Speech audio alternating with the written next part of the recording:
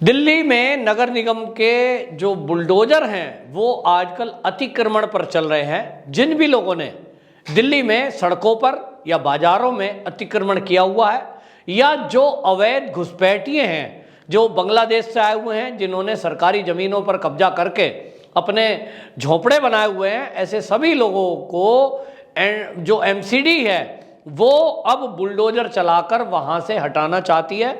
और इसमें आपको बता दूं, पिछले काफ़ी दिनों से कार्रवाई चल रही थी।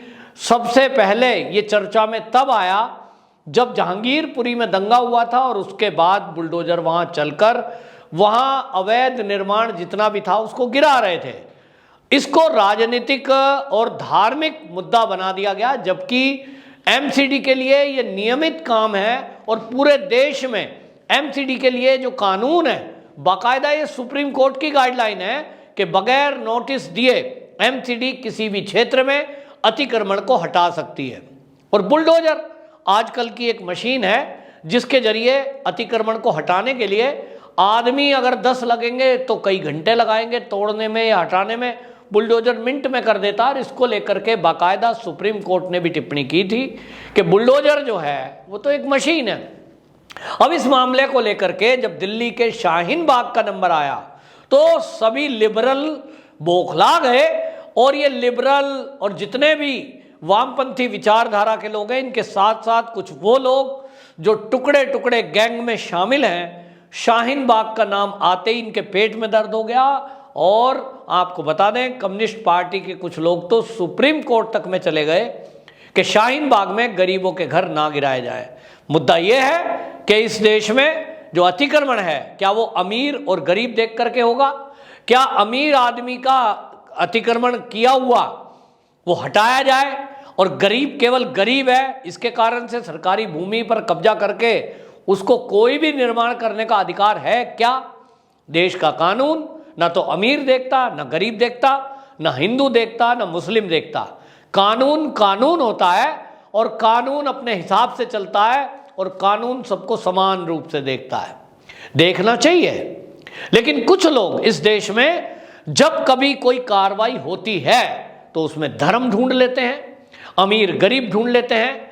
और ये जो वामपंथी विचारधारा के लोग हैं, इनको तो ये गरीब गरीब दिखने लगते हैं। यहां तक कि अगर कोई आतंकवादी पकड़ा जाए तो उसके माँ बाप, उसका परिवार, उसकी बैकग्राउंड दिखाकर कभी कहेंगे ये तो मास्टर जी का बेटा है, आतंकवादी बन गया गलत संगत में, लेकिन ये टीचर का बेटा, देखिए उस टीचर की तस्वीर। और एक नैरेटिव चलाते हैं, इस देश के अपराधियों के साथ खड़े हो जाते हैं। सवाल ये है कि जब सुप्रीम कोर्ट में आज आपको बता दूं, ये जो सीपीएम के नेता ये पहुंचे हैं और उन्होंने कहा कि दक्षिण दिल्ली नगर निगम ये जो शाहीन बाग में बुलडोजर चलाने जा रहा है इसको रोका जाए। इसको लेकर के सुप्रीम कोर्ट ने बाकायदा 8 तारीख तक इसको स्टे दिया था कि भाई थोड़ा रुक जाइए, क्योंकि इन्होंने आग्रह किया था कि वो कुछ लोग अपने आप ही हटा देंगे, अतिक्रमण जो है वो कहीं शिफ्ट हो जाएंगे, उनको समय देना चाहिए। हालांकि एमसीडी का कानून है कि अतिक्रमण को हटाने के लिए पहले से नोटिस देने की जरूरत नहीं है, लेकिन उसके बावजूद भी दिल्ली नगर निगम के जो अधिकारी हैं उनका कहना है कि हमने इन अतिक्रमण करे हुए जो दिल्ली के जगह जगह एरिया में लोग बैठे हैं इनको कई बार नोटिस दिया है, उसके बावजूद नोटिस पर इन्होंने कोई सुनवाई नहीं की। इनको लगता था कि कभी कोई अतिक्रमण हटाने आएगा तो हम हल्ला करेंगे और इसी तरह कुछ वामपंथी लोग हमारे पक्ष में खड़े हो जाएंगे, फिर नैरेटिव चलाएंगे कि गरीबों पर बुलडोजर चलाया जा रहा है। ये एक नैरेटिव फैलाने का एक षड्यंत्र है इस देश में। जो भी बांग्लादेश से घुसपैठी आते हैं, कोई रोहिंग्या आते हैं, ये जितने ये हैं कम्युनिस्ट विचारधारा के लोग, इनसे पूछना चाहता हूँ कि जो पश्चिम बंगाल से सटे हुए एरिए हैं बांग्लादेश के, वहीं से क्यों आते हैं भाई? बांग्लादेश की सीमा जिन देशों से लगती है वो केवल भारत नहीं है, बाकी देशों में जाइए।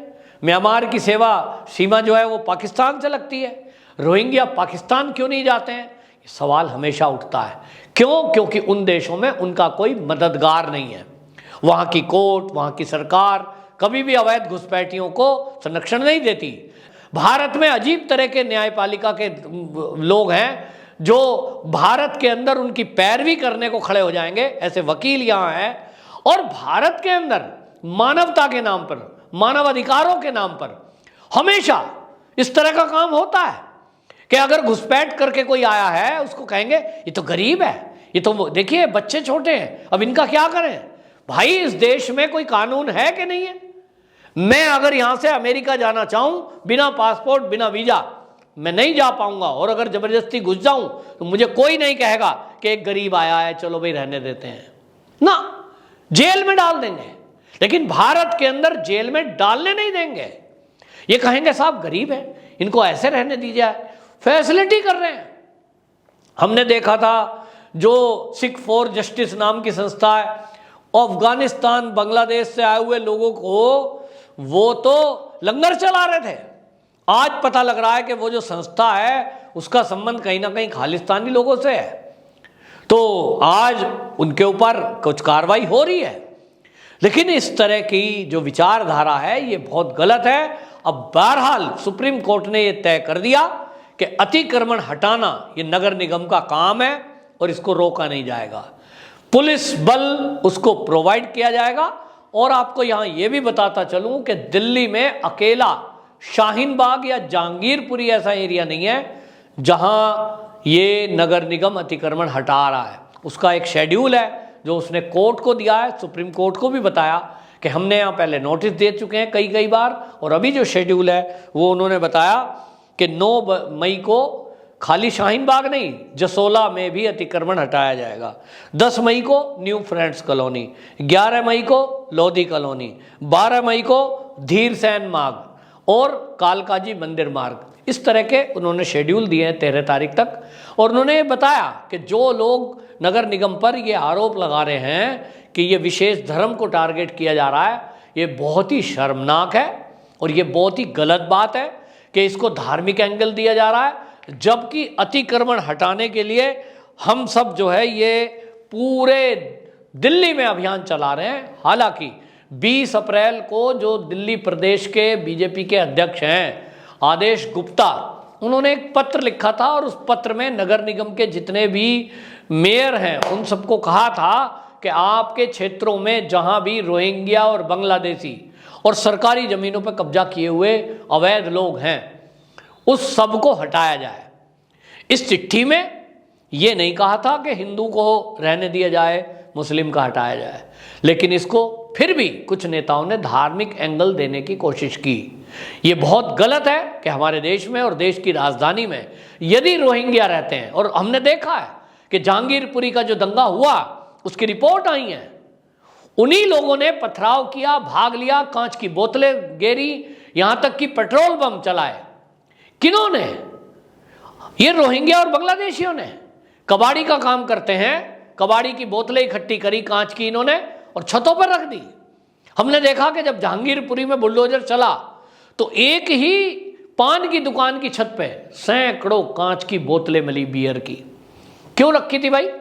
कोई कहेगा बेचने के लिए ना, दंगा प्री प्लान था।